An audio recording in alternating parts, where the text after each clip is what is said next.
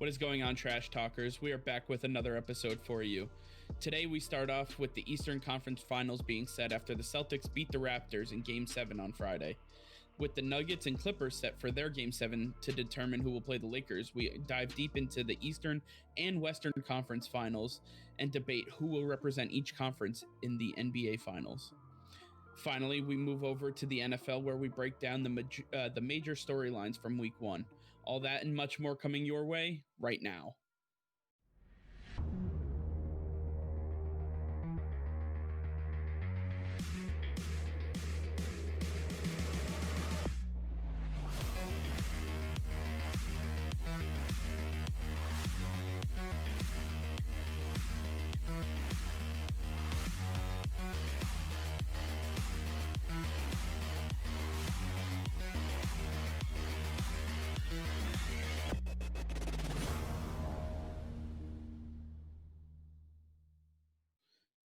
Nick, can you believe that this is our 50th episode? That's 50th. That's crazy, man. That is 50th. Really crazy. And I can't say 50th straight week, right? We took a couple weeks off back in December/January. Yeah. But it's been a year. It's been a year since we started this. So a round of applause for us. I mean, a lot, honestly, like when we started this thing off, we kind of didn't know where it was going to go. I want to say thank you to everyone who kind of tunes in and, checks us out, gives us a follow, drops us a follow. Where we've come in a year is just completely surreal to me. We started this because we like talking sports and we were like, you know what?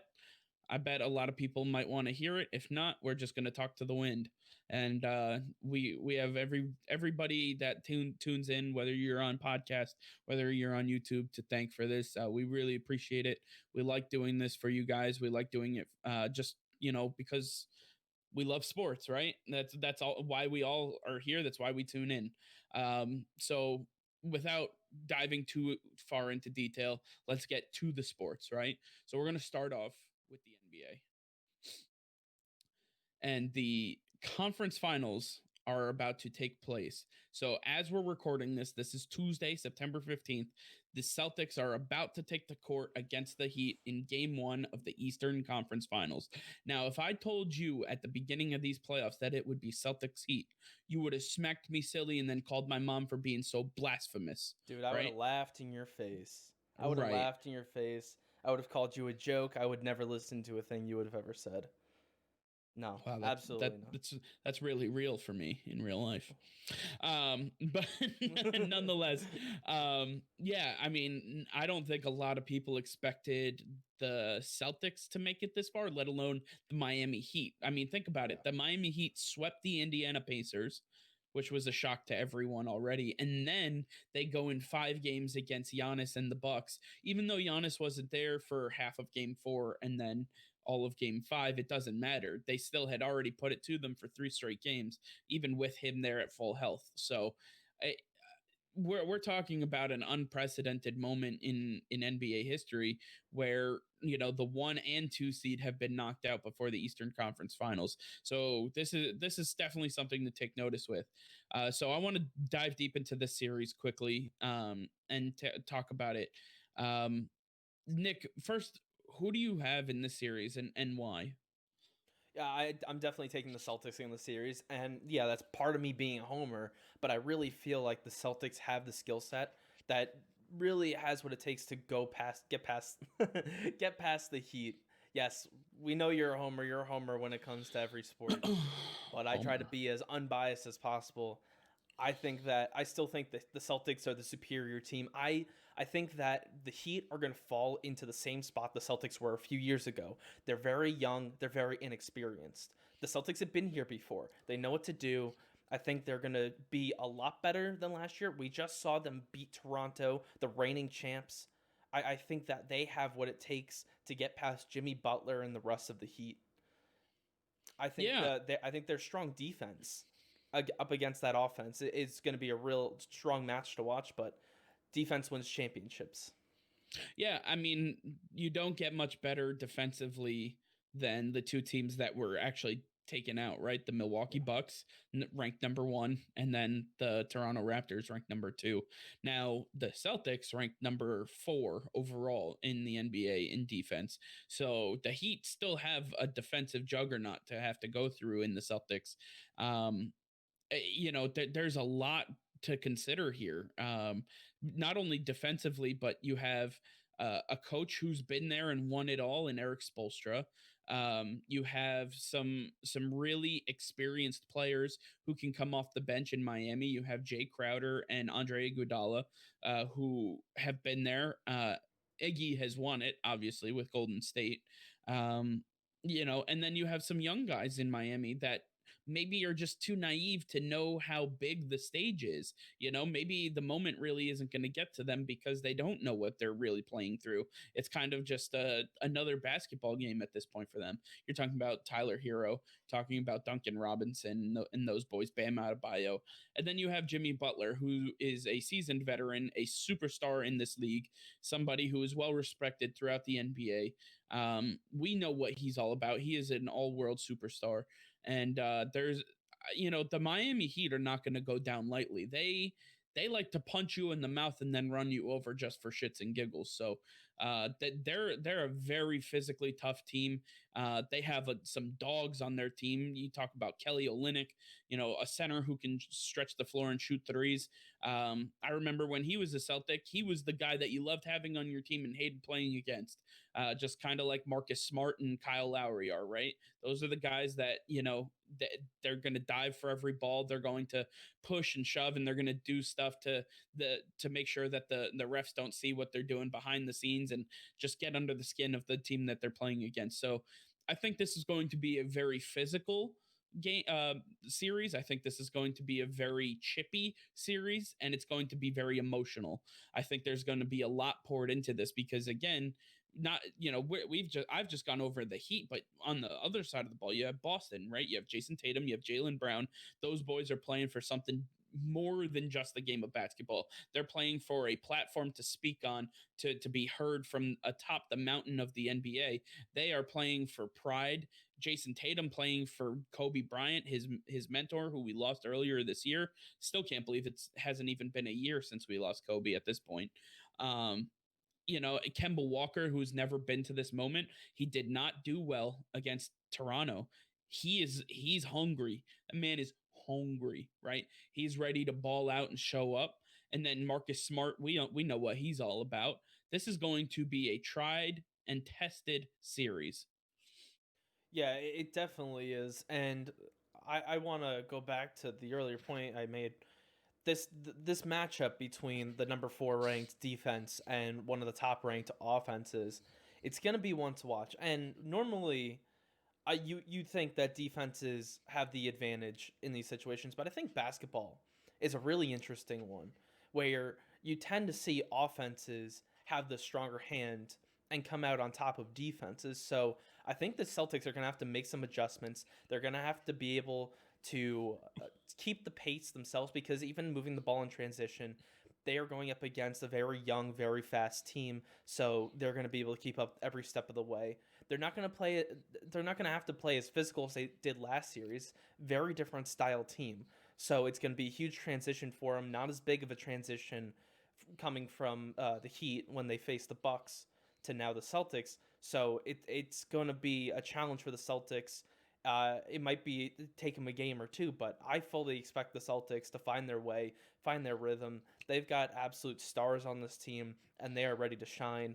They are all about everything that's going on in the world today, and they're using their platform, like you said.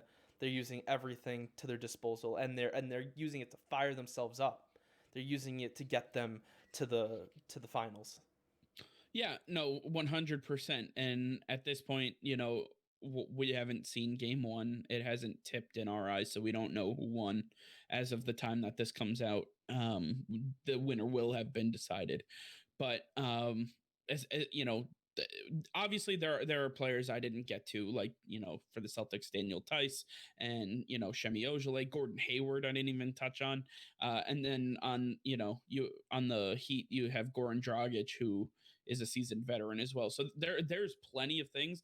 That I think the major thing is, and you touched on it, how did the Celtics respond? Because you're going from a very small ball type of team in Toronto, where you had Kyle Lowry and Fred VanVleet as the 1 and 2, to Goran Dragic and Tyler Hero as the 1 and 2, with Jimmy Butler right there at the 3. I mean, these guys are big, they're strong, they're athletic, versus the small, quick guys that you were dealing with in Toronto. I think that's going to be the game within the game to watch in this series. How does Boston respond to such a vastly different team than they just went to war with in the semifinals? So I think that, there's going to be a lot on Brad Stevens and his coaching staff to have to figure out. And Eric Spoelstra, he's got to make sure his guys are going to be ready to go against some of the star power that the Celtics have, because the Celtics are one of the deepest teams in the playoffs still available. Gordon Hayward hasn't played since was it game 2 of the first round of the playoffs against Philadelphia.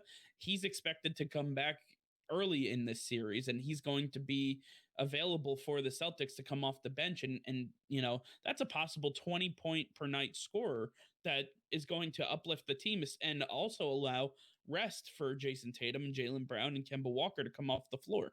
So I think there's a lot more to it. So who do you have winning this series? Yeah, like I mentioned before, I have the Celtics winning the series, and I have them doing it in 6 games. I think that the Heat are going to come out of the gate strong. I think it's going to be very backwards for the Celtics. I think they're going to be kind of all over the place and not know what to do. I don't expect this game to really be a close one, but I expect the Celtics to find themselves very quickly after this. I think Brad Stevens is one of the best coaches at turning a team around within a series, and I think he's going to prove that in this series. He's going to get the upper hand on Eric Spoelstra, and I think that it's going to be a quick series after this game 1. Yeah, for sure. I have the Celtics winning as well. I don't know if there was any question about it ever. Yeah, sorry about that.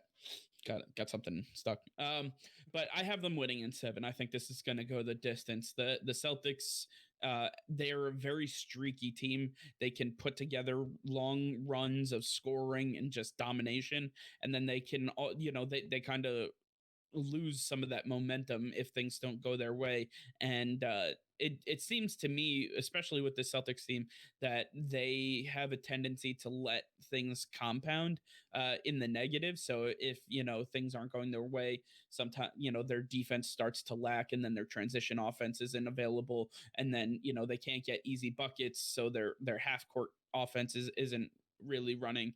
And there's a whole hell of a lot of things that then go into it. But I think overall, I think the Celtics are the more talented team. I think they're the more capable and ready team as of right now. And I think, we have talked about every move that Danny Ainge has made. We've talked about all the potential that this team has.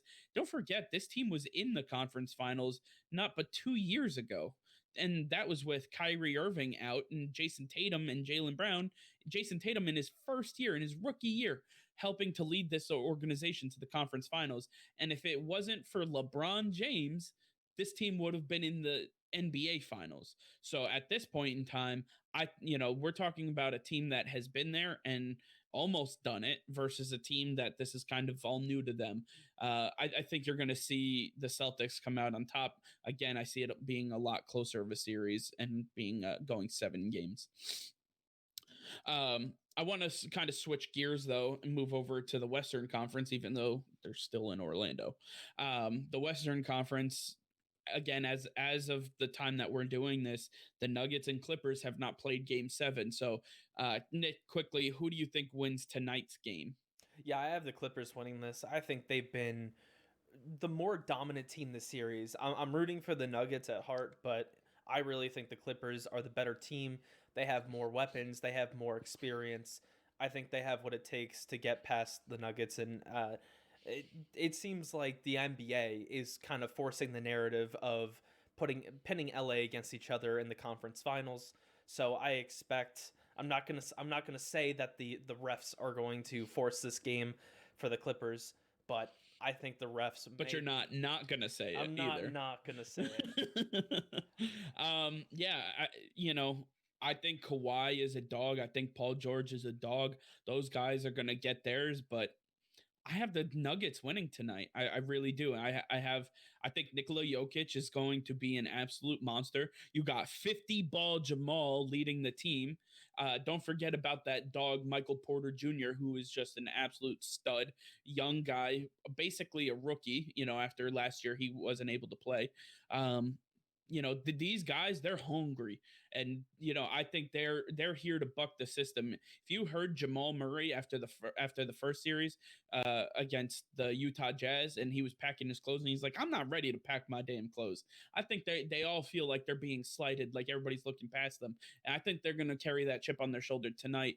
You're talking about a team that 5 games this playoffs, they've come back from double-digit deficits in the second half of a game in elimination games. Those are elimination games. That is the most resilient squad I've ever seen. They are not going to go down without a fight. They are going to give it absolutely everything they have. And honestly, it's going to come down to whether the ball is falling for them. And, honestly, I think great things happen for those who work for it. I just believe that Denver wants it more. I don't see a lot of passion and a lot of drive coming from the Clippers. I think they kind of feel like they're owed something, and I don't like that feeling coming from them. So at the end of the day, I like the Nuggets more, and I feel like they should win. I also think they will win and go play the Lakers in the Western Conference Finals. Let's move over to that point, right? Western Conference Finals. Obviously, we don't know what the matchup looks like, but you have the Clippers, I have the Nuggets moving on. So, if the Clippers do move on, what do you think that series looks like? I think it's Lakers domination. We've seen this matchup a few times this year, and it's been split. It's been some games Clippers, some games Lakers, and I expect that to a point.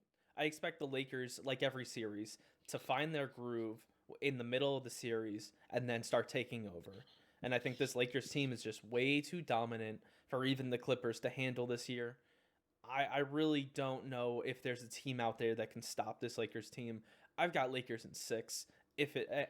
Lakers, Clippers, and Lakers in 6. Okay. I have obviously the Nuggets moving forward. I believe that the Lakers will still win this. I think LeBron James is just an animal, even at, I don't know, how old is he? 75. Pretty much. He's the man is just, arguably still the best player in the league, even if he didn't win the MVP. I just think that, he's just a man amongst boys. Obviously one of the greatest of all time, probably number 2 if you had to come down to it, but arguably the best of all time. There's a lot here. I think that LeBron is hungry. He's hungry for a win. He's hungry to bring a championship to LA. This will be the 3rd team he wins with if he can get to the finals and win it all. And then obviously, just like I said, Jason Tatum's doing it for Kobe. This entire Lakers roster is trying to do it for Kobe. And that can't be lost. That is a huge burden that they carry on their shoulders. And I think that they are going to absolutely dominate. You're talking about a well-rested LeBron and Anthony Davis coming in after the Nuggets or Clippers, win their game 7. They're going, it's a quick turnaround. We're talking right now is Tuesday. They have to play tomorrow, Wednesday. Wednesday is game 1. So there's no rest for the wicked. I think that, once they drop game 1, that's all she wrote. LeBron James knows how to lead a team. He knows how to lead a roster. I may not always agree with LeBron James, but I respect his game. I respect his leadership enough to know I think the Lakers take down the Clippers in 5 games. Oh, sorry, the Nuggets in 5 games. You have the Clippers. No, you had it right the first time. Clippers winning tonight. Clippers are winning tonight. Well, it's all right. Everybody by the time this video posts, what you will probably everybody in the comments will know that answer. Just go trash Mike for his horrible prediction. We're gonna move on. All right, on to there's a lot going with the NBA, but I do want to move on to the NFL, right? Are we good to go with the NFL? We're good. Okay. Okay. Still getting everything good to go in the new studio, new setup. Yeah. Also, there's a good point. Comment and tell Nick how much you like everything that's come out. He's put a lot of work into getting everything set up and getting everything done. Check out the new logo, all the new intro. It's fire. Let us know how you like everything. We absolutely love it. We think it's a banger. Let us know in the comments after you like, comment, and subscribe. With that being said, onto the NFL. Week 1 has come and gone, brochacho. I cannot believe it is September 15th and we are done with week 1. My fantasy team is already in shambles. I could have told you that one. I mean, okay. I have told you that one. I can't help that James Conner decided to go down with a hurt pinky toe. The man is more fragile than glassware. I think he's played less games than he hasn't. This man just can't stay healthy. He tries to, and that makes it worse for some reason. The fact that it's a sprained ankle, and they were like, "Oh yeah, it's nothing serious." I'm like, "Come back in the game, god damn it!" I mean, give me some fantasy points. But you want to talk about players who came back too early? Le'Veon Bell got brought back too early, and look, he's out for a few weeks now. I mean, to be fair, Le'Veon Bell went into the media and said there was no hamstring injury. So, I mean, it's kind of on him at this point, right? Listen, if you're still a Jets fan and you're crying over this shit, then I don't know what to tell you. You've been given every opportunity to jump ship, and you're just you just like to self. I don't know, simp, but you like to self-deprecate. That's for sure. Simp, self-deprecate. What's the difference? Well, all right. So we're not going to go through each game. You guys can look up scores. You can look up highlights, everything like that. There's been a whole hell of a lot of news that has come out since week 1 is over, right? And a lot of it actually came out today. So I want to break down some of that stuff. Just so you guys know, teams cannot practice on the Monday after a football game or a Tuesday if they played on Monday. So those teams didn't do much of anything. And that includes coaching, right? They're not allowed to be in the team facility the day after a game. Which is a dumb rule. It's a stupid rule. Yeah, it's like, why can't you trade jerseys after a game? Oh, that's basically defender. Hold on, that's the defender's blood, sweat, and tears on the jersey, but you can't give it back to him, right? Did you see that the NFL teamed up with Tide? So each player can trade one jersey throughout the year that gets washed by Tide before they ship it to the address of that player. So you have to wait like 3 weeks to get that jersey, or maybe after the season. Who knows when Tide's going to do this? Roger Goodell makes my brain hurt to a point that I can't comprehend. I don't understand. Like, I get that it's probably a branding deal and Tide probably paid for that privilege. Mm-hmm. But for that to even be a rule to begin with is quite arguably one of the dumbest things that I've ever heard. And I've heard some dumb stuff, especially coming from ESPN. This is quite literally one of the dumbest things I've ever heard. And that's not even where it stops. This is dumber than Colin Cowherd at this point, right? Well, everything with Fox Sports is stupid at this point. You've got Skip Bayless, you've got Colin Cowherd. They're all idiots. They are all stupid people. I mean, if you're listening to this, you already know it's much better than what you get on network television anyway. Well, I mean, at least we're not here making fun of Dak Prescott after his brother killed himself, right? Committed suicide.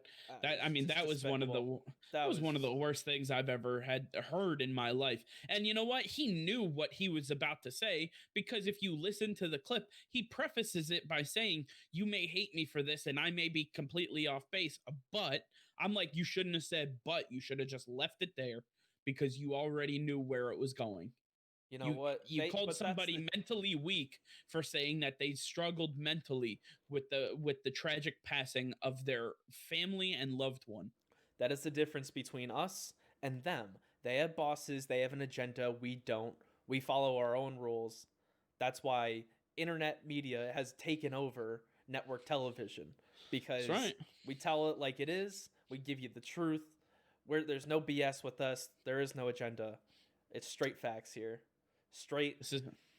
This is sports for fans by fans. You'll never get enough of it. Hell yeah. You know what? This is like you talking in a barbershop, talking at the bar. This is us just hanging out, talking with y'all, right? But I do want to get to some of the NFL news before we harp too much on the past. The first thing, and this kind of broke just a couple hours before we took the air. Allen Robinson, the star wide receiver for the Chicago Bears, apparently is not happy with how contract negotiations are going with the front office, and he's also not happy with the offensive production that they have in Chicago. No fucking kidding. He has asked politely, they mentioned, for a trade. Do you think he gets traded? B, where do you think he ends up? Honestly, no, I don't think he gets traded. I think that they're going to give him a contract because I don't really know who they're paying. I mean, you've got Kyle Fuller on the other side, Akeem Hicks, Khalil Mack, yeah. But you've got a bunch of young guys, and there's nobody on the offense besides Allen Robinson. So pay the man. You've got plenty of money, so just do it. Get it over with. You want to have somebody. Otherwise, Trubisky is going to be worse than Josh Rosen. There's literally nobody else on that team that can catch a ball. And if you want to say, they won their first game against the Lions, they barely won it. They got extremely lucky. So it is what it is. But Allen Robinson needs to be on this team if the Bears want any shot of winning another game this season. So you've got to pay him. Now, if he is traded, I do have a few spots where I think that he might go. Number one, and this is not me being a homer, the Patriots. If you watch that game on Sunday, they looked bad.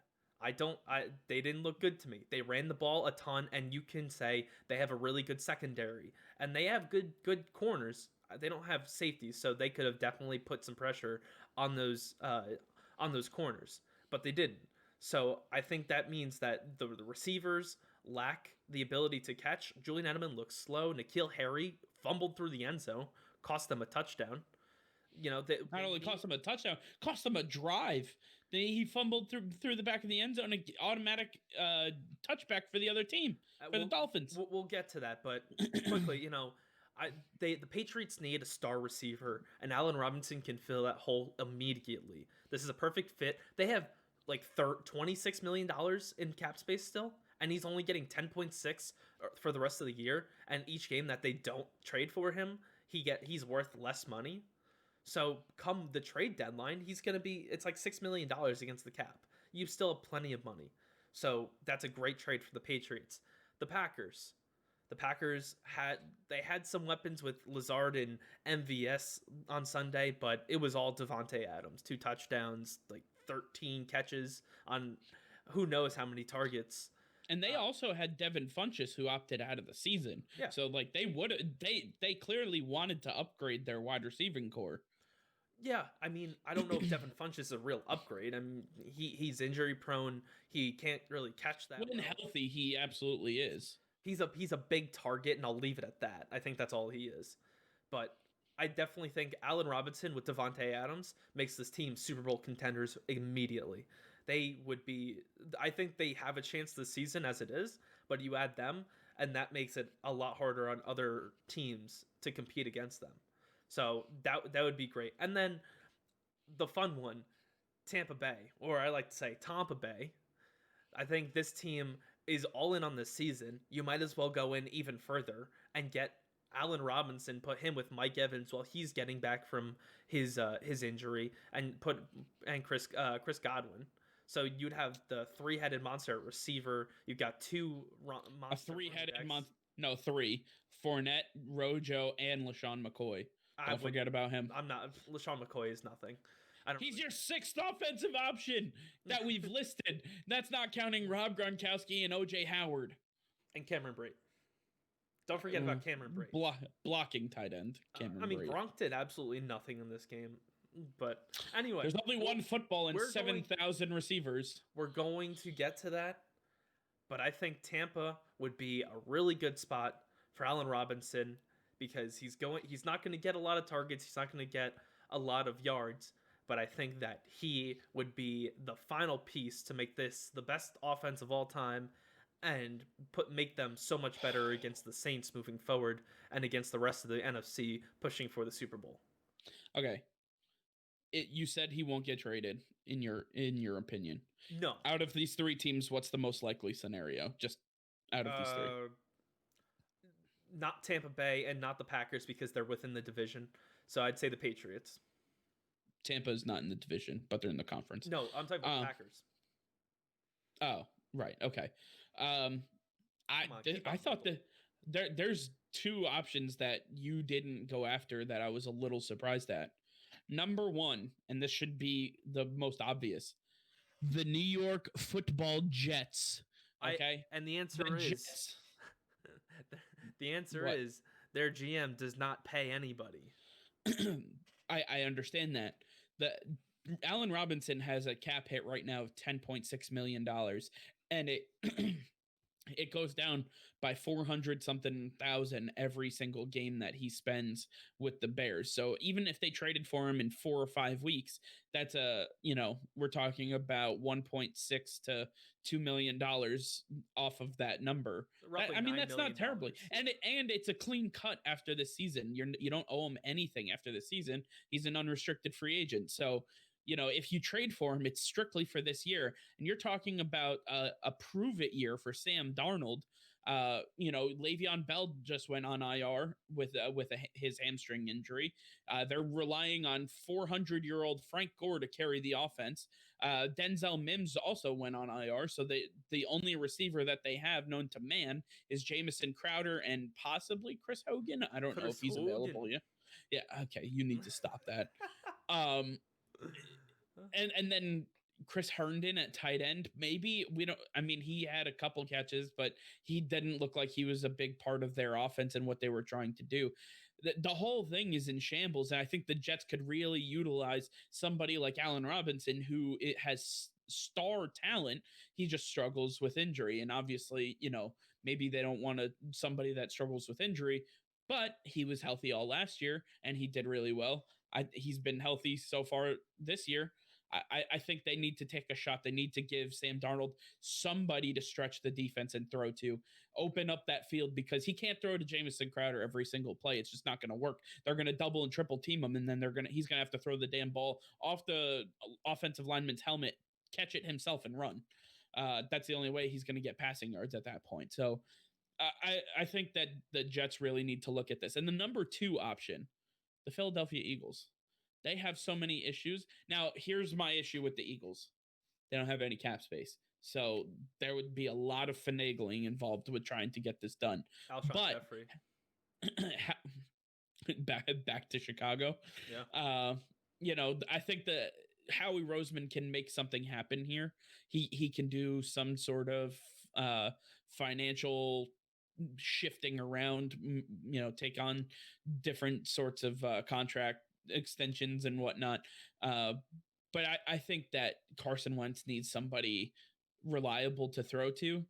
His receivers, again, keep going down. They keep getting injured. Whether it's Jalen Reagor, whether it's Deshaun Jackson, whether it's Alshon Jeffrey, JJ Arcega-Whiteside being your number one option or whatever he is at this point is not the best thing, especially when the Washington football team is now leading your division. The only undefeated team in that division. Right. The only, yes, exactly. Well, we'll get to that in a few. I think that they truly need to get to a point or they need a receiver that can help get them to a point where they can take over this division, because it is up for grabs. This is the time.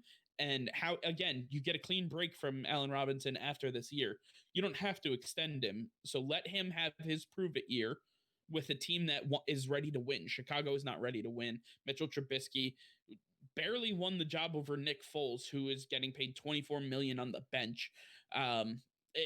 It's crazy to me, but I think Philadelphia would be a good spot for him as well. It'd be interesting, but it's a long shot. I think he does get traded at some point. Really? I do like New England as a possible scenario. They have tons of cap space right now. I believe they're at like 25 million. if say in a few weeks they get Allen Robinson for $8 million, um, you know, and they get a clean break from him after this year, so there's no carryover to next year. I think that'd be a Bill Belichick type move to arm Cam Newton with some guy that can truly be a weapon on the outside of the numbers. If you had to, what number draft pick would you tie to a guy like Allen Robinson, who is in the last year of his contract? Probably a fourth or fifth round pick at most. I would do no higher than a fifth. Probably try to do like a six, and because here's the thing, they're not close to a contract negotiations. We already know that the relationship's starting to get soured. He's not happy with where he is, and even if you trade for him, you're going to lose him at the end of the year if you don't want to extend his contract, if you don't want to pay him. So you're not going to give up a whole hell of a lot of picks or players or whatever to go after a player like him. So maybe a fifth, but that's the highest I would be willing to go at this point. I would say more along the lines of a sixth round pick is what the asking price, or is not what the asking price, what his price should be. Okay. Speaking of Philadelphia, right? Zach Ertz is also unhappy with how things are going, and Zach Ertz is kind of fed up with how Howie Roseman has been handling his contract extension, and he has also basically asked for a trade without asking for one. He said that he doesn't see a future in Philadelphia, and then this past week 1, Dallas Goedert goes 7 catches for 101 yards and 1 touchdown against the Washington football team. Do you believe that Zach Ertz will get traded? Yeah, I definitely think that he's going to get traded. There is no future here for him. He is an aging tight end. They have a young stud in Dallas Goedert. He proved himself this past weekend, and I think they're just, figuring out what they could do with Dallas Goedert. And if you looked at the touchdowns that were scored this week, you could not tell which one was Zach Ertz and which one was Dallas Goedert. They look identical. They play identical. They're the exact same player, so why have 2 of them? You don't. Well, that's why Philly went up in the draft to take Goddard, because Dallas Cowboys were about to take Dallas Goedert in the draft, but they wanted to make sure that they had the same tight end that they currently have without having to pay him. So I believe that's, Howie Roseman knew what he was doing in that draft.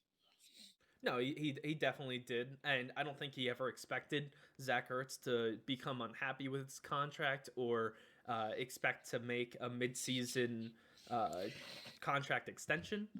But We've come to this, and now it's time for them to either pay up or trade him, and it looks like he's about to be traded. There's some bad blood that the media has caught wind of, so that's never a good sign. No, so especially in Philadelphia, when you play for a major city, right? You're talking about like New York, LA, Philly.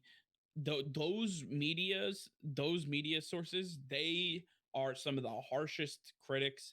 They're some of the harshest people to deal with, because those fans are so loyal. They are so bred into the culture and the organization that if you're unhappy, it's like raining hellfire from fans, from media, from literally everybody. All around you just becomes like a bubble, like you can't escape. So Zach Ertz putting that out there, he's taking a major risk. Do you see him getting traded, kind of like Allen Robinson? If so, where? No, yeah, like I said, definitely getting traded. And I know that a lot of people think that this could be there's no way impossible of it happening. But I see the Dallas Cowboys making a push for Zach Ertz. You just lost Blake Jarwin for the year. This is the last piece they need for this offense. You have your star running back. You've got 3 solid wide receivers. All you're missing is a tight end. Zach Ertz is that piece. I don't care if they are arch rivals. This is a business decision. I think that the Cowboys and Jerry Jones are going to make them an offer they can't refuse. No. If they offer a 3rd round pick or a 2nd round pick for Zach Ertz, you're not turning that down. No, they would, for the simple reason is that they won't do business with the Dallas Cowboys. No. How would it look if Zach Ertz goes to Dallas and then Dallas is representing the NFC in the Super Bowl and Zach Ertz is balling out? It would look absolutely horrible. It doesn't matter. You just laid out the exact reason Philadelphia would never do that, because Zach Ertz is the missing piece for the Dallas Cowboys. Everybody has a price, though. Everybody has a price. And yeah, Cowboys 2 first-round picks. And Jerry Jones are 2 first-round picks. No, that's the price. No, right. That's the point I'm making. Philadelphia will not do a deal with Dallas. They no way, no how. Listen, I love the Cowboys. I would love to see Zach Ertz on there. It's not going to happen. It is a pipe dream at best. All right. Well, what are your thoughts on the situation then, Mr. I Know It All? It's not Mr. I Know It All. I just understand that, trades don't happen within the season within the division. With that being said, happen all the time, but sure. Not with star caliber players. All right. I don't see him moving on. I don't see them trading Zach Ertz. They have no reason to. He's still locked up past this year. They don't have to move on from him until they get a deal that they like. There's no reason to force anything. Who cares if he's unhappy? If he doesn't want to play, he doesn't play. And you can rely on Dallas Goedert. He's in a position where he has to play to keep his name relevant. That's what it comes down to. So if he is unhappy with his contract, he should negotiate a different one or try to or just hold out, because he doesn't have any leverage at this point in time. I mean, Dallas Goedert balling out took most of his leverage away, and I don't see a reason why Howie Roseman needs to be shoved into a corner. As much as I would love to see that happen, I don't see why he would need to be shoved into a corner with this situation. Yeah, I mean, this is one that is going to develop throughout the next few weeks, and we'll see. Probably bring it up again if we don't hear anything. We'll bring it up again near the trade deadline. For sure. The Kansas City Chiefs played on Thursday night. We kind of talked about it on social media a little bit, but Clyde Edwards-Helaire looks like a stud. Sure does. So I want to play a little game with you. Is he actually a stud, or is he a product of going against a Texans defense that is kind of lackluster? I mean, I'm biased because I have him in fantasy. So, I want him to ball out. I have high hopes, obviously. Drafted him first overall, or in the first round. I think that... Yeah, not first overall. Hey, there are some people that drafted him first overall before CMC because there are hopes that he could be as good as CMC. Now... Well, yeah, does that make the Chiefs unstoppable? Yeah. I mean, the Chiefs were nearly unstoppable to begin with. You gave them a run game, a guy who just ran for 140 yards in the first game, who's on pace for, 1,600 yards, 1,700 yards this season? Obviously, he's not going to have 140 games every week, but still. And he's not even like a run-heavy guy. He is more of a pass-catching back than anything. So to see him do this in the run game speaks volumes about this offensive line, how well they've improved from last season. And then it also goes to the fact that Clyde Edwards-Helaire is the real deal. He is no mistake. You saw what he did at LSU. This guy has championship blood running through his veins. Like, I don't know what else the Chiefs need to have a more dominant offense. They are at the point where everybody should just throw their hands up and just, say, well, there's always next season.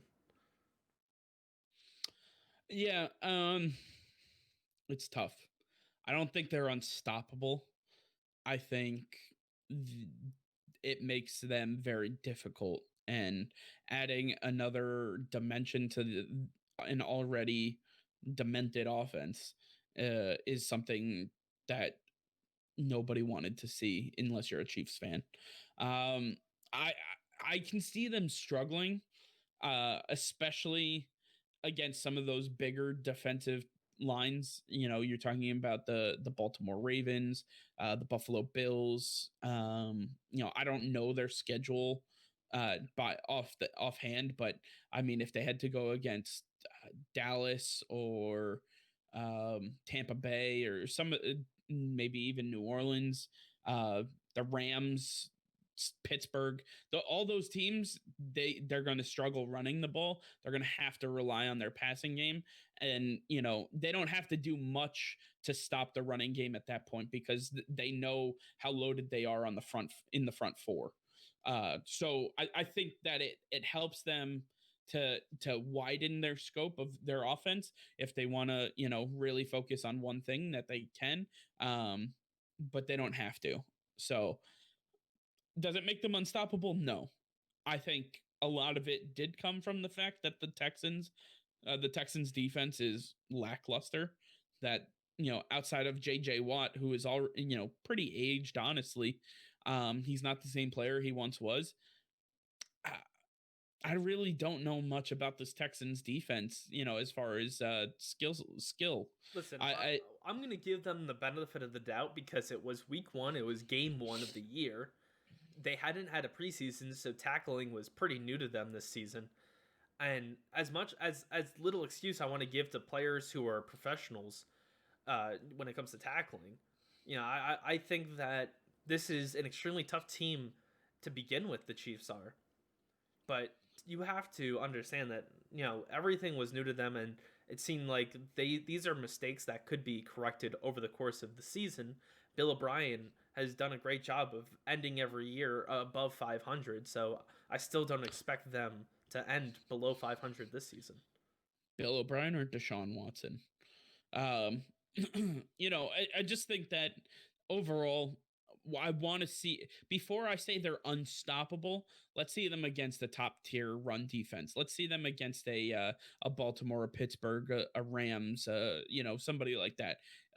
We will see that those matchups happen over the course of the year. So before I make that assumption about their roster, I do want to see them against the tougher competition. But he did look great. I think I think the one thing that might hold them back is the loss of I can't think of his name, the doctor over there, Laurent Duvernay-Tardif. Yeah. Who's helping to fight COVID in Canada, in his home country. He was a major piece of that offensive line. Anytime you lose a starting offensive lineman, you're losing 20% of the production that you previously had there. So that's a major percentage to lose, and it not only helps weaken the run game, but also the protection for Patrick Mahomes. So we'll see if that becomes a storyline, or if his replacement can hold up throughout the season. Let's keep moving on, though. I think this is one of the bigger storylines that people are kind of interested to hear about, and that would be, what the hell happened to the Cleveland Browns? Okay. The Cleveland Browns went up against the Baltimore Ravens, and I'm pretty sure the Ravens played a junior varsity high school football team. Like, I'm not exactly sure that Odell Beckham, Jarvis Landry, Baker Mayfield, Nick Chubb, Kareem Hunt, those boys showed up. I can't imagine that those were the real players in those uniforms. What happened? It's simple. The Ravens Odell'd all over the Browns. Okay, stop that. If you get that reference, you get that reference. If you don't, you don't. That's disgusting. Get Odell. Yeah, well, honestly, Baker Mayfield, 21 of 39, so just over 50% passing, which is terrible, for only 181 yards, 1 touchdown, and 1 interception. Now, the 1 touchdown didn't even get a point after because that was missed. What are we doing here? Is Cleveland just cursed? I don't think it's Cleveland. I think it's the quarterback position. I think Baker Mayfield I don't know what happened. He completely either stayed the same or regressed. I don't know what it is yet. Based on the score, what was it, 38-6 or whatever it was? Yeah, 38-6. Yeah, I would call that a regression. We're talking about all pro players on this team that can't score a touchdown. And this is what are we doing? This is an extremely improved offensive line. You had Jack Conklin, and you draft Jedrick Wills. You have brand new bookends that are going to be Pro Bowlers, or Pro Bowler potential. Jack Conklin is a perennial Pro Bowler. Jedrick Wills was a top pick in Yeah. this draft. So And you got your star tight end, your star free agent you've acquisition got multiple star tight ends. was Austin. Well, sort of. Right. David Njoku placed on IR. And had their only touchdown in week 1. But that's what I'm saying. Your star free agent acquisition was Austin Hooper, who you lured out of Atlanta with a major contract. And what did he catch? Like 3 balls for like no yardage. It was absurd. The whole thing was absurd. And then and right before this game happens, they give Kareem Hunt a new contract. Or did they give it to him, or Contract are they still extension. negotiating? Nope. Yeah. It's 2 years, 13 and some change $million. That's what it is. So now you got Nick Chubb, your starting running back, thinking, well, if they're trying to pay Kareem Hunt, is there enough money in this bowl for me? Like, they're gonna have to pay Baker. Odell's gonna want an extension. Jarvis Landry's gonna want an extension. They just paid Austin Hooper, and you're not even talking about the defensive side of the ball yet. I don't think there's enough money for Nick Chubb at this point in time. Do you think they have the most money? They have the most cap space in the NFL. Right, but that's right now. I'm talking but they're not paying their quarterback, and they're not paying half their defense because they're on rookie contracts. That I think that there's a major issue here in Cleveland, and clearly something has to give. So do they pay Baker Mayfield? I mean, like, this is just like it's a prove it year for Sam Darnold. It's a prove it year for Baker Mayfield. If they can't get it done, they have to move on from these guys. We'll see, but I as of right now, it's up to Kevin Stefanski to work with Baker Mayfield to improve him, or revert back to what you did in Minnesota. You've got Kareem Hunt and Nick Chubb. Run them to death. Run them to death. Do it like Dalvin Cook did last year, and it'll work out. With that offensive line, it'll work out. Yeah, I think a lot of it came to the fact that they were in such an early hole that they weren't able to run the ball, right? Running the ball wastes clock. So you need to be in a position where you can manage the clock much better. I mean, giving up 38 points on defense is just atrocious. I mean, you have no shot at that point. And we're talking about a Baltimore offense that really didn't improve outside of gaining another running back, which seems to have been a position where it didn't seem like they needed an upgrade. Mark Ingram did really well last year, and now they have another stud back there. Is Baltimore just that much better, or is Cleveland struggling? No, they're struggling because if you can make Lamar Jackson look good as a passer, you have a terrible defense. It's just simple as that. Denzel Ward can't do it by himself. The young guys over there, Grady Williams, they haven't proved anything. They just traded for a Jag safety who hasn't learned the system yet. Linebackers are new for the most part. They have some changes that they need to work through. Defenses in general were struggling this week. So I'm going to give them all the benefit of the doubt. It's going to take them a couple weeks until they're ready. But I still don't see this Browns defense being able to come back and win the next time these teams meet later in the season. So do they make a phone call to Earl Thomas or Eric Reed for some safety help? I know they just brought in the Jags guy, but I don't think it's I don't think it's the safety position that's really killing them as much as it is everything past the defensive line. It's their linebackers, it's their corners, it's their safeties. They lost a major piece in Joe Schobert. I think that needs to be said. Joe Schobert led the league in tackles, I believe. Yeah, he's a highly underrated player that nobody ever talks about. He had 113 tackles last year, solo tackles. What are we like? That's a major loss that nobody really talked about. That's somebody that isn't going to be replaced properly. They also lost Christian Kirksey, right? Who signed with the Packers. Yeah. I really don't know. They have to come out really strong in week 2. Otherwise, there's going to be a chance that this is all going to just blow up. We have seen this story being told before, where Odell is on a team that is underperforming where they should be, and you've got some new young talent on the team, and it might be time to start blowing things up and starting over, which seems to be the rhetoric behind everything happening in Cleveland. If this doesn't get fixed and fixed soon, it may be Stefanski's first year, but it may also be his last. I mean, they passed up on Eric Bieniemy, the offensive coordinator for the Chiefs, to get Stefanski, who was the offensive coordinator for the Vikings. I questioned that move as it happened. I thought Stefanski is a very good coordinator, but Eric Bieniemy was the absolute best head coaching candidate out there, and he's still an offensive coordinator at this point in time. There's something needs to give, and if Cleveland can't figure it out, it's going to blow up in their faces quickly. I think Stefanski will be fine. Give this team a couple weeks; they'll be better. They're definitely not better than the Ravens, as we've saw, but I see the Browns definitely being a contender this year. I'm still not giving up hope in them. All right, so let's let's play a little game. We're gonna call it under or overreaction. So this would be the first one. We're gonna talk about Minshew mania, as you put it here. When when you have nothing to lose, you compete at your best. Or is Philip Rivers the reason the Jags for the early success? Do you believe that Minshew mania is real, or do you believe that it is, it's being overhyped because of how bad Philip Rivers and the Colts looked? I have been on the Minshew mania hype train since last season. I believe in this kid.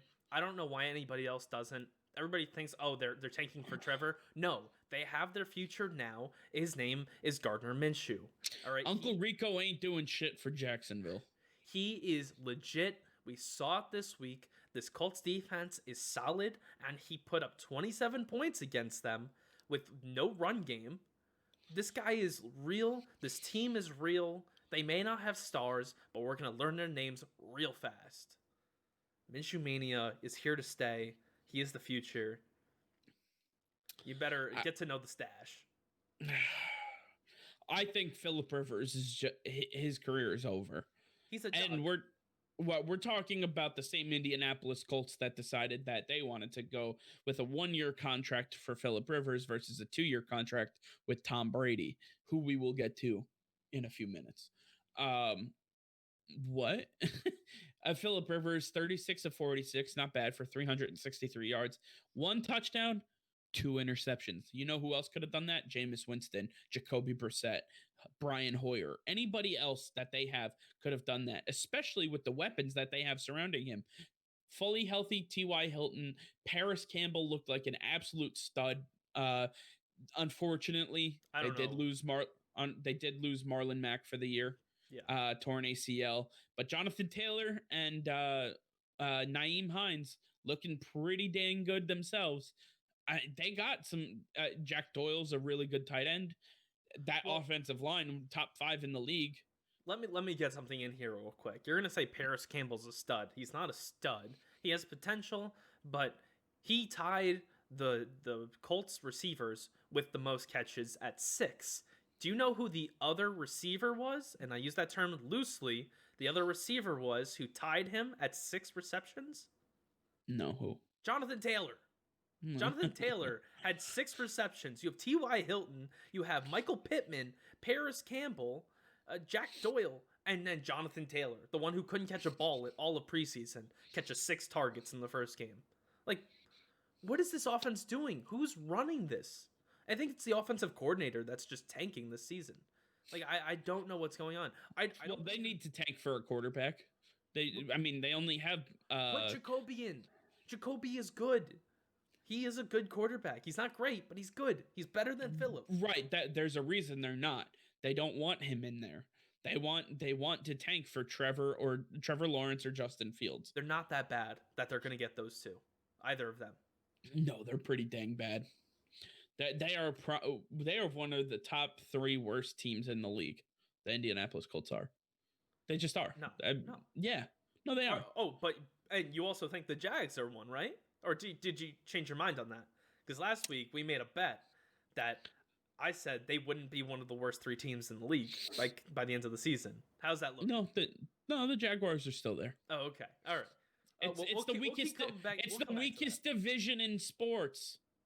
The Titans, the Texans, the Jags, the The Colts. Titans are gonna run away with the division. Deshaun Watson has no help.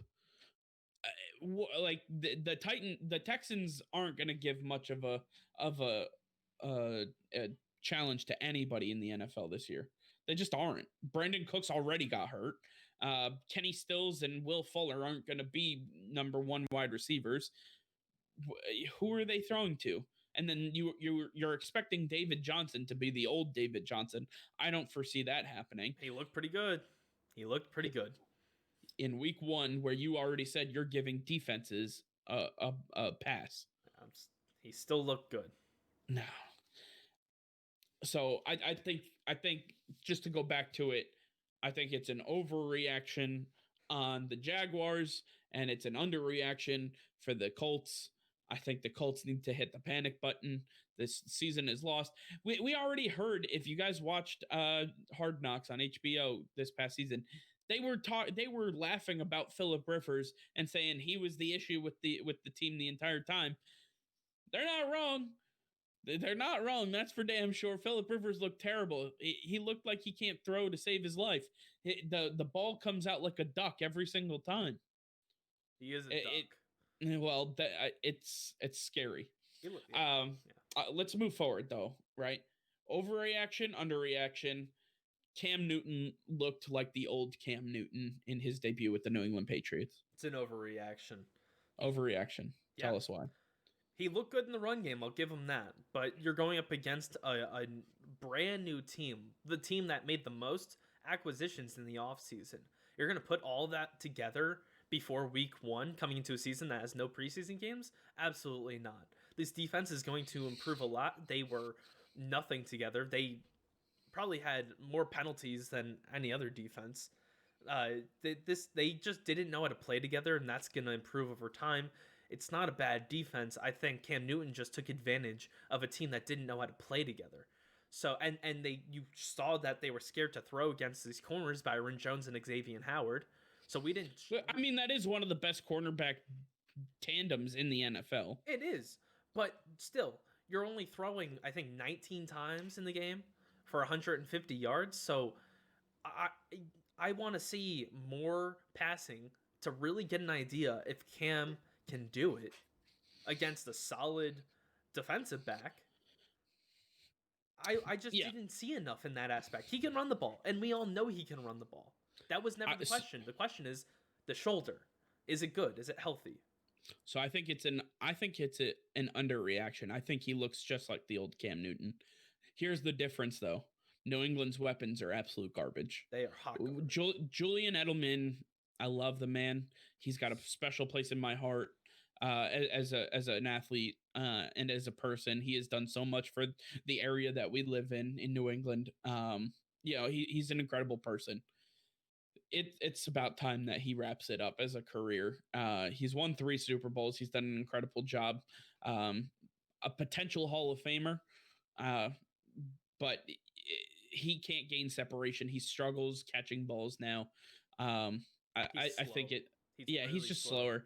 And talk about slow. I mean, you're talking about N'Keal Harry, who can't gain separation. I told you last year I didn't like him. That was never his strong suit, though. His strong suit is being able to go and climb the ladder and get balls one-on-one. I understand that. And he hasn't been given that opportunity. I get that. But I feel like there's got to be a reason they're not giving him the opportunity. At this point, I don't like their roster at all. It's on the offensive side of the ball. Outside of let me rephrase that. I don't like their wide receiving core. I think that their tight ends are still young and up and coming. Obviously, this was their first NFL game. Dalton Keene was inactive for the game, so he didn't even get to play. But Devin Asiasi was there. Ryan Izzo looked pretty good. I think they're going to utilize him a little more in the passing game. And then you got who's the Damiere Byrd. He was out there. He didn't get it targeted at all. Again, I think it has a lot to do with the corners that Miami had. Byron Jones, Xavier Howard, and then those boys on the back end they're tough. They really are tough. And when you're looking at how the Patriots attack each team, every week is different. So the offensive attack going into this game was run the ball down their throat because their strength is on the back end, not the front end. Well, that's what they did.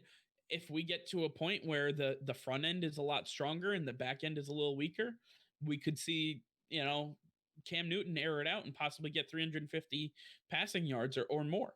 I think the fact right now is that the Patriots are going to struggle offensively.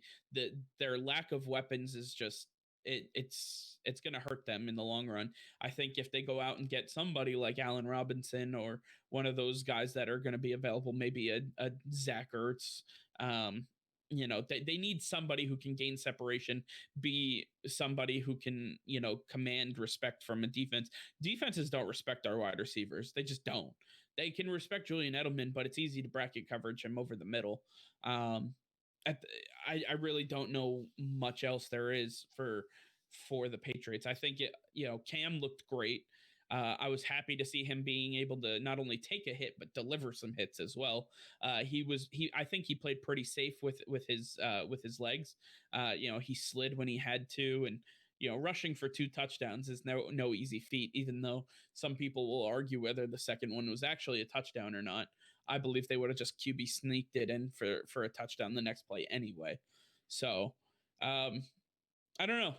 I like Cam Newton. I think he proved that he's fully healthy and ready to go. I think, we can't read too much into what the game plan was because, again, New England has always been game plan specific, opponent specific for that matter. So, we'll see how it goes next week, and we can reassess this topic. I'm not afraid to come back and say, you know what, I was wrong or I was right, and here's why.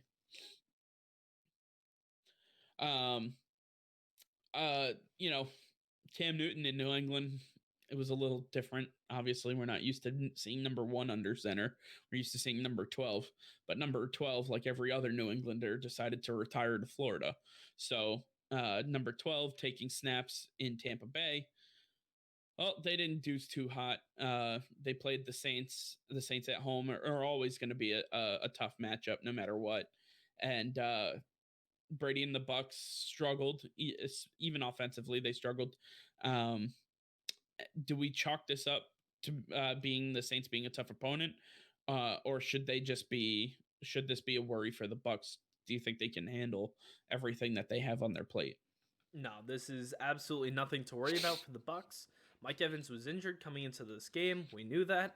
So the weapons for him were a little bit less, but nonetheless, I think this defense is strong for the Bucks. They'll figure it out. It's a tough opponent week 1. You're going against a team that the Bucks are just putting together. Again, like like a lot of other teams are still gonna find their groove over time because they didn't have an offseason. That hurts them a lot. And the Saints team has mostly stayed together, and they've only improved on defense. So this is an extremely tough defense, probably one of the hardest defenses in the league this year.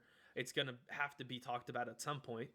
The Saints team in general is one of the hardest teams to play in the league. So this is just a tough matchup.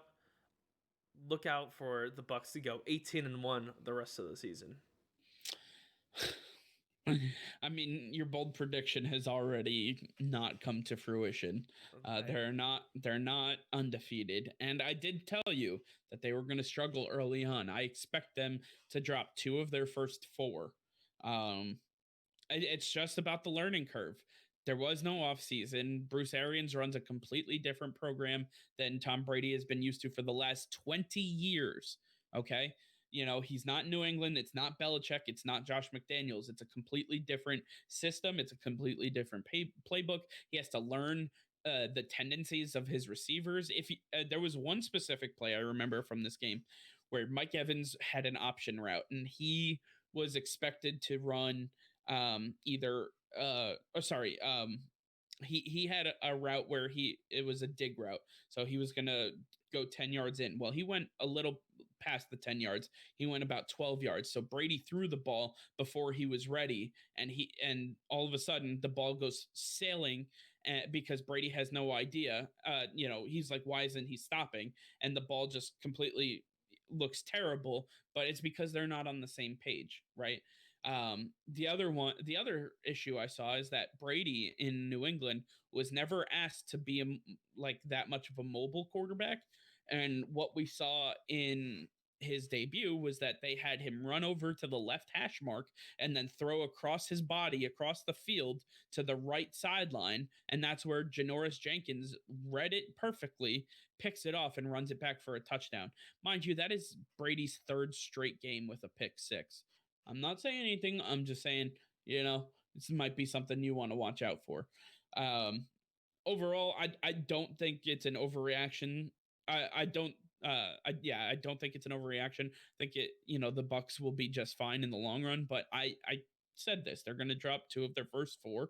They're going to struggle early on, and then once they get going, they're going to be like a steamroller. They're just going to get ahead of steam, and there's no stopping them at that point. You might as well just get out of their way.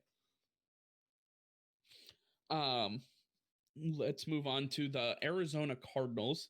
That was a huge game against the 49ers. Do you believe the 49ers were overhyped after making the Super Bowl, or do you believe that the Cardinals are just that dominant? I mean, I think this is a partial kind of Super Bowl hangover. If you remember the Carolina Panthers, Cam Newton struggled the year after they went to the Super Bowl. That's kind of like the decline for him until now. And so right. I think this is a similar situation for the 49ers. I think that Kyle Shanahan's going to have to do a really good job of getting them ready, getting their minds off that game. I think a lot of them are still hung up on that loss. I think they want that one back, but they've got to look forward to the future. Robert Saleh, their defensive coordinator, has got to do a better job on defense. He's got to be able to handle a team like Arizona, who is probably an above-average offense, but you're going to see that a lot this season. They do have a pretty tough schedule. They got to play the Saints and the Bucs still this season, so you've got to deal with teams with more weapons than the Arizona Cardinals. It's going to be a long road ahead of them if they can't figure this one out. This is a team that is stuck together, so they really don't have many excuses. They really should have won this game. It should not have been as tight as it was. They should never have lost. This is just a bad situation for the 49ers. I think that this team is overhyped. I think that they need to come back to heaven or come back to earth. And hey, maybe they're a team that goes and trades for Allen Robinson. Deebo Samuel's on IR, so he's out for another 2 weeks. So yep. We'll see. Allen Robinson, Deebo Samuel, that could be a good tandem. Kendrick Bourne, George Kittle's hurt too. You need receivers. Yeah. I mean, we can all come back down to heaven, right? My bold prediction still stands. I believe 3 teams from this division will end up in the playoffs. With that being said, the Cardinals look better than I thought they did. They're a really good team.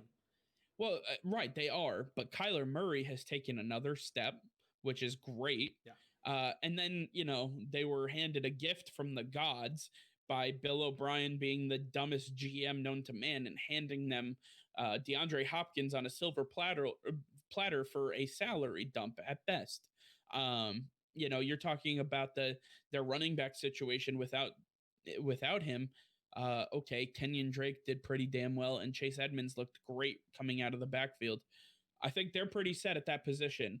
And then this is the first time that Larry Fitzgerald in his career has been a wide receiver 2 on the depth chart.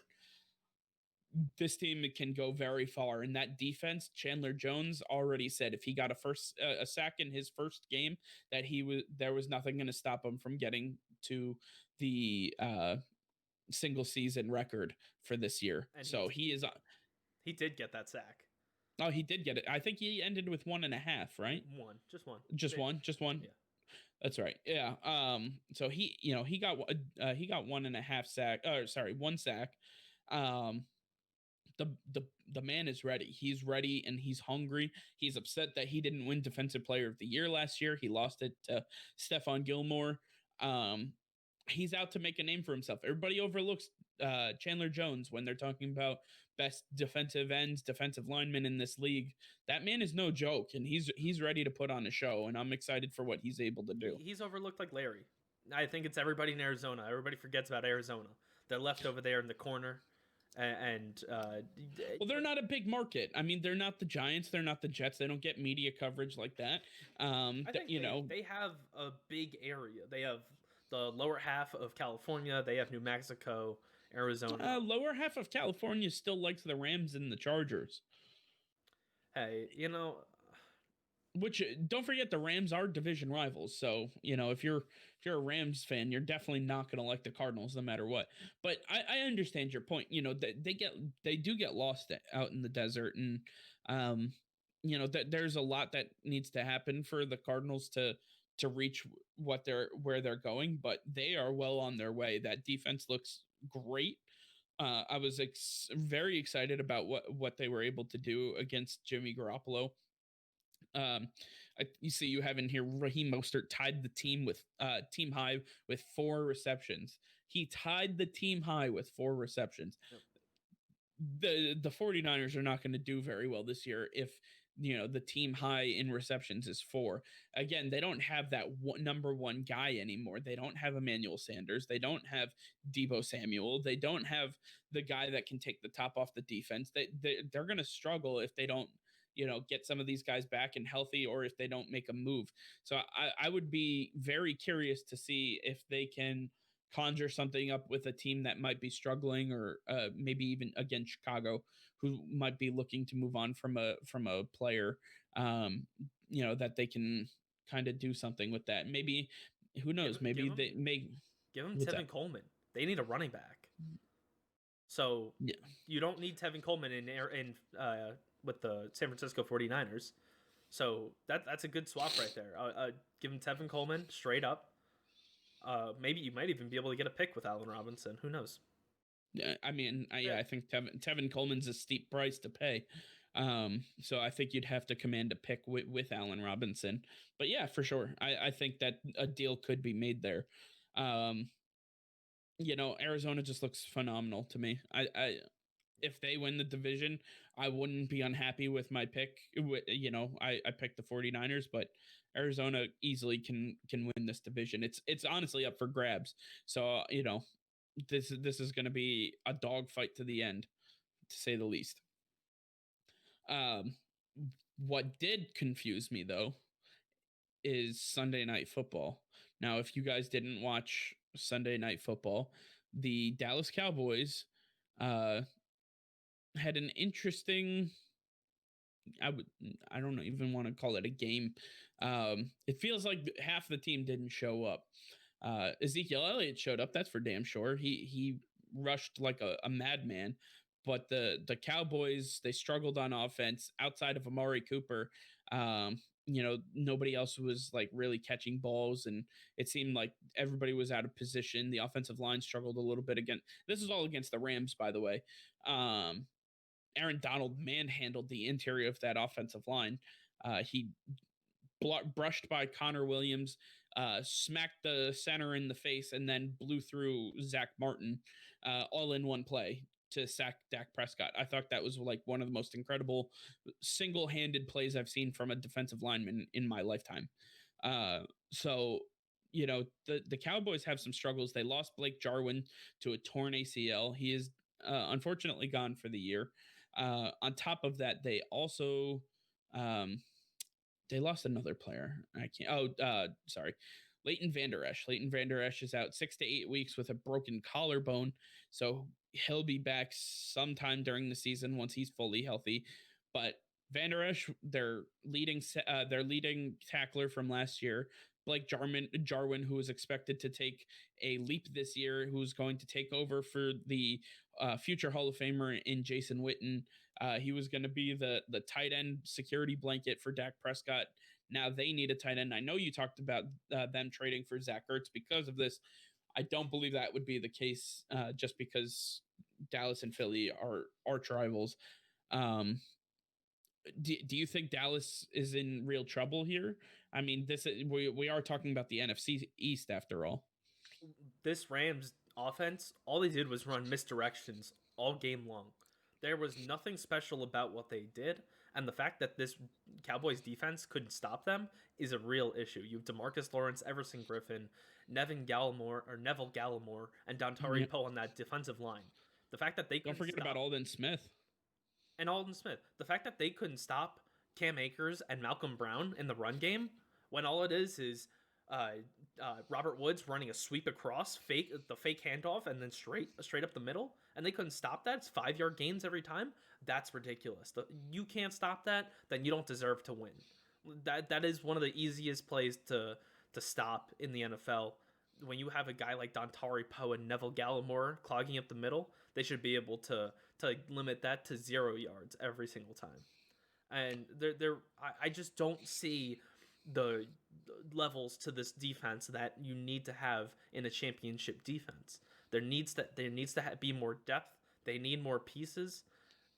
AJ Terrell didn't look that good. Chidobe Awuzie didn't look good. He hasn't in his entire career, but he still hasn't. He hasn't gotten any better. Yeah. You lost Leighton Vander Esch. Sean Lee's hurt too. You've got Jalen Smith. That's about it. This defense is in shambles, and Mike McCarthy needs to do a lot better of a job running this offense. They had a chance to tie this game. I told you they should have taken the field goal. They went for it, and they didn't get it, and that screwed them in the end. Yes, Michael Gallup got called for a bad OPI call, but still, you can't leave it up to the refs. We all know that It's not even that it's not even leaving it up to the refs. I think that here's the thing. Cowboys fans have dealt with Jason Garrett for too long. He's now gone. He's in New York with the Giants. Jason Garrett would have taken that field goal with no questions asked. Now, that may be the conservative play, but Cowboys fans for too long have dealt with the conservative play every single time. I remember, again, last year when the Cowboys played the Patriots and the Cowboys punted and they were on the 40-yard line it was like 4th and 2, and they were down by a touchdown in the fourth quarter. They gave the ball back to the Patriots, and Tom Brady went down the field and scored. And then it was a 2-score game, and they ended up winning.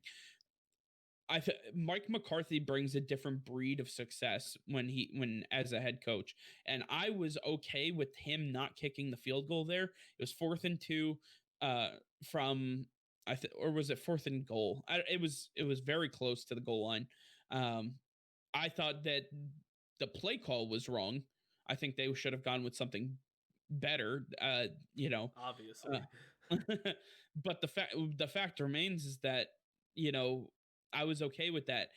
Then not being able to get that back into field goal range throughout the rest of the fourth quarter is what boggles my mind. There was still over 11 minutes left when that happened in the football game. You're telling me you can't get back into field goal range?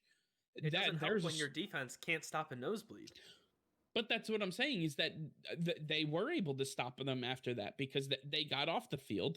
They gave the ball back to the offense, and they can't do anything with it. They went 3 and out the next time out.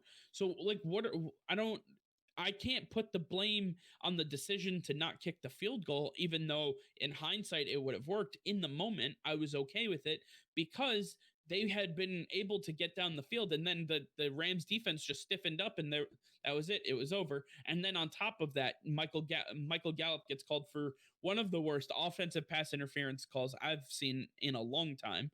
Right down the sideline. Jalen Ramsey must have gotten an Oscar for that performance. I hope he gets a nice fine for that flop. He's not gonna get a fine for that because they called it a penalty. It's not a flop in their eyes. It should not have come down to that. The refs decided that game. So does Dallas have a problem? Yes. Is it major? No. I think they're in one of the weakest divisions in the NFL. I still think the AFC South is weaker, but I think that can be up for debate. With the Washington football team being the only undefeated team in that division and being the division leader, I would say that the division is pretty much up for grabs at this point. So Dallas doesn't, excuse me, they just have to get sound on defense. They have to just lock it in. I know their players can do it. They just have to play good team defense. They held the Rams offense to a good amount of yards, and they didn't let them extend drives and do whatever they wanted to do all over the field. They held their ground for the most part. The offense just needs to click. And if I had to bet on Amari Cooper, CeeDee Lamb, and Michael Gallup being much better going throughout the season, I'm willing to take that bet. Yeah, I expect them to prove, but there's got to be a lot of improvements made. Should Jerry Jones call either, like the Browns, should he call Eric Reid? Should he call Earl Thomas? Should he call Delaney Walker? Like I said, it's more than just the safety position. They lost 2 linebackers already. You need to replace them. Sean Lee will be back in a week or two, and Leighton Vander Esch will be back in a half a season. But there's nothing you can do with that. But on the back end, you talked about all the struggles they had there. They cut Clinton Dix as part of their final cuts. Earl Thomas is from Texas. He told the Cowboys back when he was a Seahawk to come and get him. He likes Jerry Jones. Right. No one's touching Earl Thomas after what he did. Like it's time for him to just retire. I'm not. And what about Delaney Walker on the offensive side of the ball? They got to replace Blake Jarwin. What are they doing at tight end? Jason Witten. I don't know what you're gonna do with that. Well, Jason Witten's in Las Vegas right now. Yeah, and doing terribly behind Darren Waller. No, I understand that, but they need something at tight end, and I don't really know who else they have there. They have definitely. Well, I mean, if Philly trades him to Dallas, and it's not for a crazy amount, then the Eagles are dumber than I'll ever they'll just be the dumbest organization known to man, because there's no reason you trade a player that has no leverage to a division rival, and your arch division rival at that. It's not like it's Washington, right? It's not, it's a team where you are constantly vying for that number one team in the division, vying for a playoff spot. That is going to be the biggest issue for them. If they give Zach Ertz to Dallas, it's all over for Philadelphia at that point. But on the flip side of things, there were 2 Monday Night Football games, as there is every year. I have to give my hats off. You talked about defenses struggling to open up the season. You know what defense didn't? That'd be the damn Pittsburgh Steelers, who clearly know what the hell they're doing on defense. Not like they ever haven't known what they're doing. They have there's something with that organization. They know how to pick defensive players. Their defensive backfield is filled with stars. You have Terrell Edmonds, Minkah Fitzpatrick, Joe Hayden as your number 1 corner. Cameron Hayward anchoring the defensive line, the linebackers, Bud Dupree, and those boys are just phenomenal. Yeah, I mean, TJ Watt rushing the passer. He's an incredible outside linebacker. They held Saquon Barkley to 15 rushes for 6 yards. It's Saquon Barkley, 15 rushes for 6 yards. Do you think the Pittsburgh Steelers can be the best defense in the NFL? Oh, 100%. I think Mike Tomlin, he's a special coach. He can do everything on both sides of the balls, like Bill Belichick. He's very close in that aspect. And I think, and Mike Tomlin has proven it. He's had a lot of success in his career. That's why he's been the head coach for like a decade now. So, I think that this defense is going to be the reason the Steelers have a lot of success this season. And I think this was just the first game for them. Just like every other defense, this was a bad game for them. They're going to improve throughout the season. It's going to get a lot scarier. Now, yes, this is a bad Giants offensive line. So I don't think that they're going to have this easy of a time. They're not going to hold every single running back to 6 yards or less every single game. It's not going to happen. No. I think that this pass rush it's elite all across the board. Yep. Bud Dupree is a monster. TJ Watt's a monster. the DNs are monsters. Like it's going to be terrifying for and they every can cover offensive on the line. back end. So even if you get the time, even if you do block those guys, it's nothing says that they're not going to be that they're going to be open. No, you're Like right. you still have to worry about the guys on the back end. I mean, hey, we saw Daniel Jones drive down 19 plays. 18 of those he looked great. The 19th one, Bud Dupree almost sacks him. He has to throw it high, and their defensive tackle picks it off. Right. Yeah. That was an incredible play by Cameron Hayward too. Um, I look at the Steelers and I'm like, damn, this team is solid throughout, across. What's the issue? Their issue is that their running back is made of glass, and Big Ben can struggle at times. He's a very streaky passer. He struggles passing the ball consistently to his top targets. Juju did really well. Deontay Johnson had an okay game. Um, Outside of those guys, there's not much out there else for him. Eric Ebron didn't seem to light up a stat sheet. Benny Snell looked pretty dang good. If he's gonna take over, do you think he's taking over for James Conner? For the foreseeable future, yes. I think that James Conner is going to ease in. I think they're going to take their time with him because they know Benny Snell can carry the load. Yeah, I mean Benny Snell, he comes in. James Conner had was it 6 carries for 8 yards or something like that, and then Benny Snell comes in and on his like first 2 or 3 carries had 9 yards. So he was already like right off the bat was doing much better than James Conner. Ended with 113 yards for the game. An incredible performance by a backup running back who was asked to carry the load after the starter who's made of glass hurt his pinky toe and wasn't able to go any longer. Sorry, I'm a little flustered with James Conner at the moment, who cost me my week 1 of fantasy. With that being said, I think the Steelers they're in a tough division with the Ravens. I think right now it's just the two of them, and until Cleveland can show that they're not going to Odell all over the field. See what I did there? I think Cleveland still needs to prove to us that they should be taken seriously. On paper, they look great, but how many times have we said, this is the year Cleveland is going to show us? I can't be a believer anymore until they actually show us something. There is no formula for success for them to follow. They have to actually go out there and provide it and do it themselves now. And they have all the requisite positions needed to go get it done. It's just about execution at this point in time. But watch out for the Pittsburgh Steelers, man. They can make it to the playoffs, and if they make the playoffs, listen, it's a 1-game season after that. They can truly make a run, I think. Juju doesn't need to be a number 1 receiver if the running game holds up and if the defense holds up. That they only need to score 1 more point than the opposition.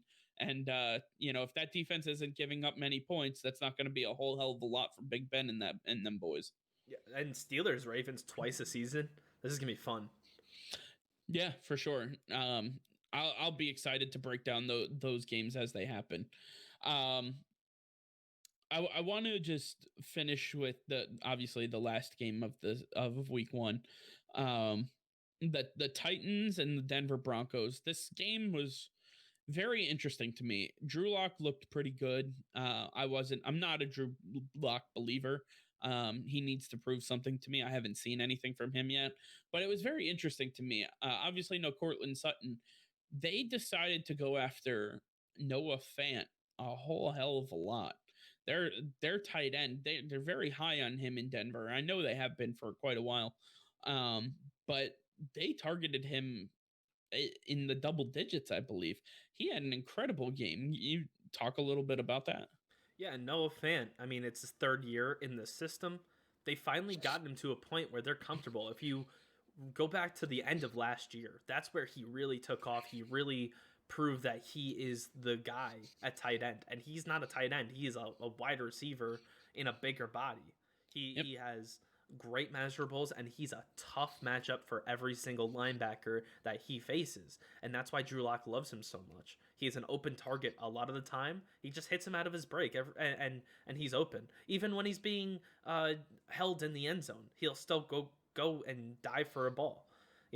He's a great target. He's a reliable target. Drew Lock is going to use him a lot, especially while Cortland Sutton is coming back from this sprained AC joint that AJ Boye, I believe, also suffered yesterday.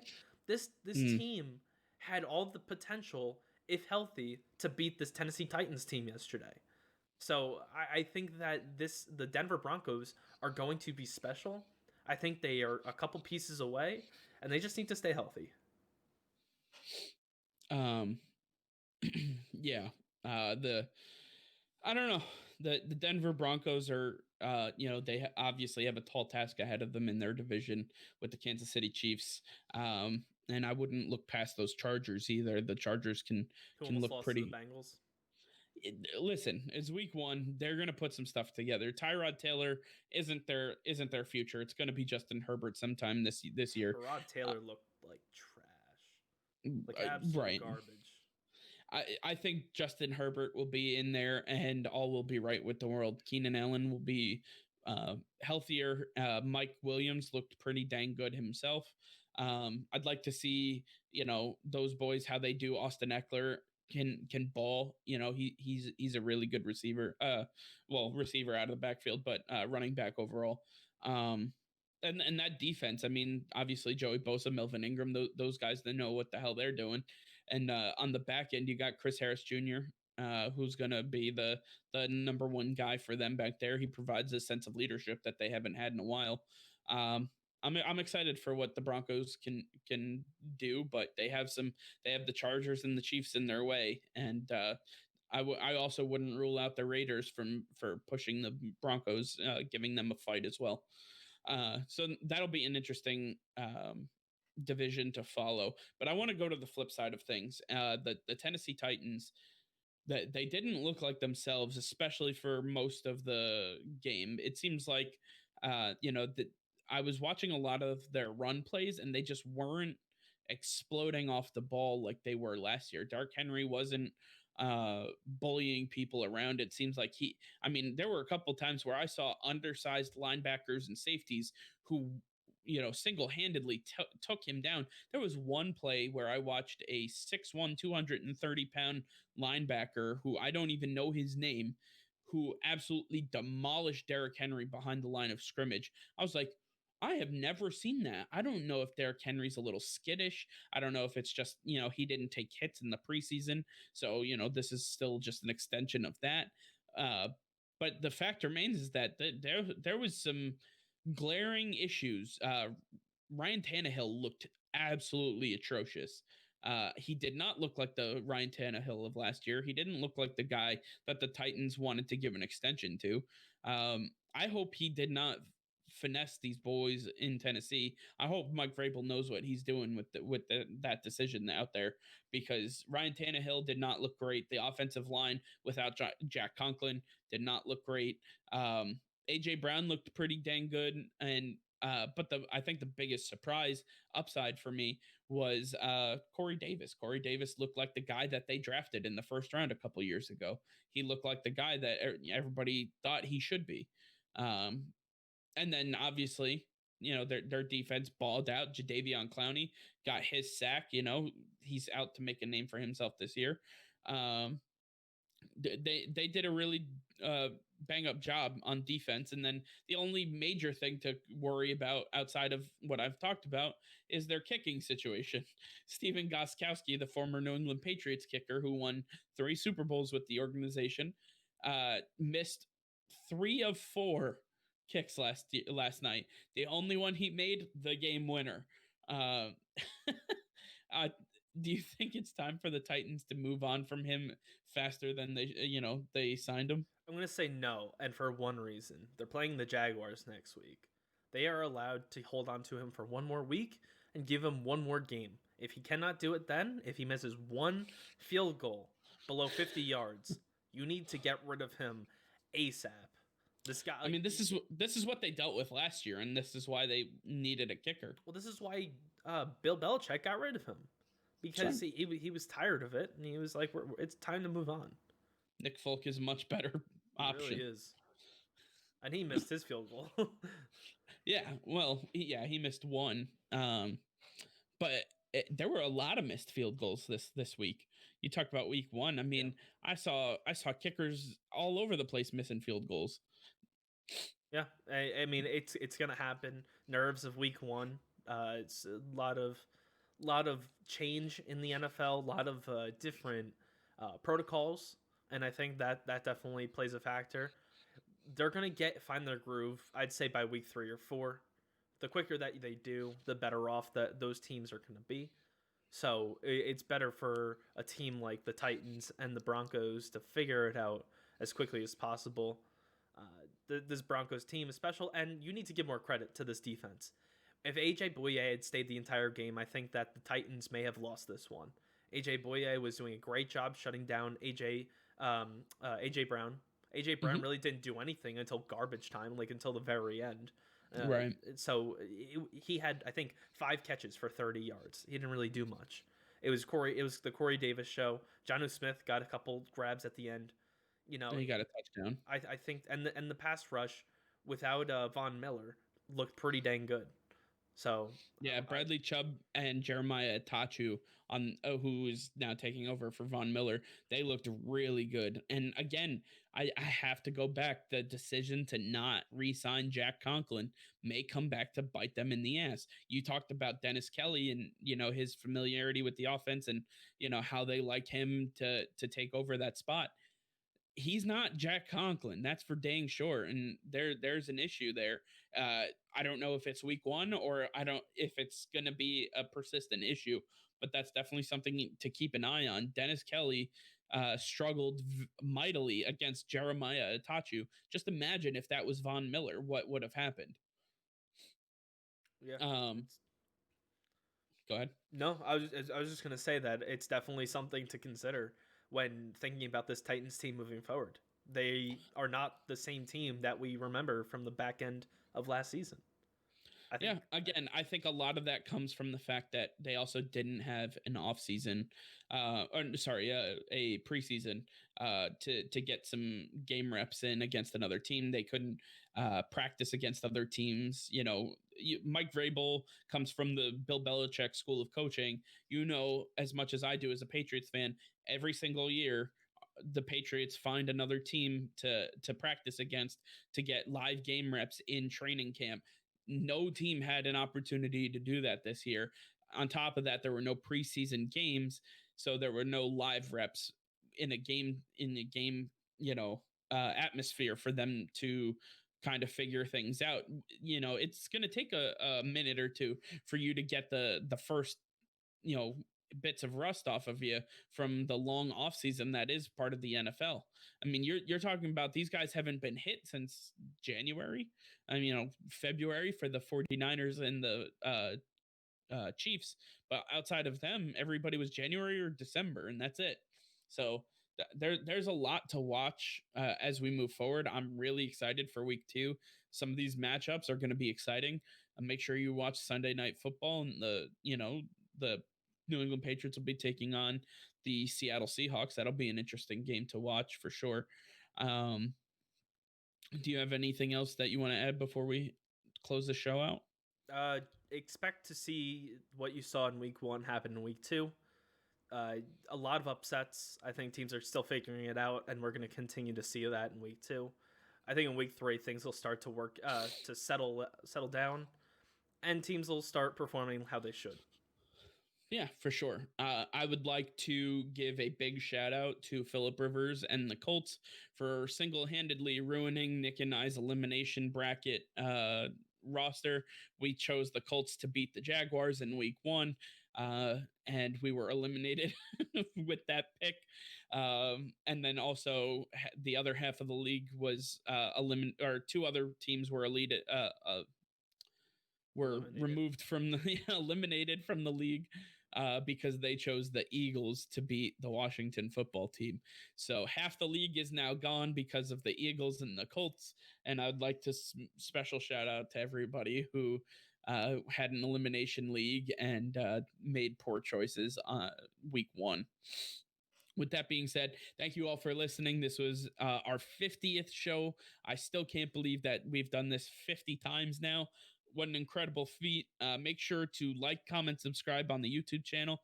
We definitely want to start mixing some of you fans in here. We'd like to talk with you guys, maybe possibly live on air. We'll have to talk about that. So make sure you're liking, commenting, and subscribing. We'll talk with subscribers. So if you're not subscribed to the YouTube channel, make sure you get to that point.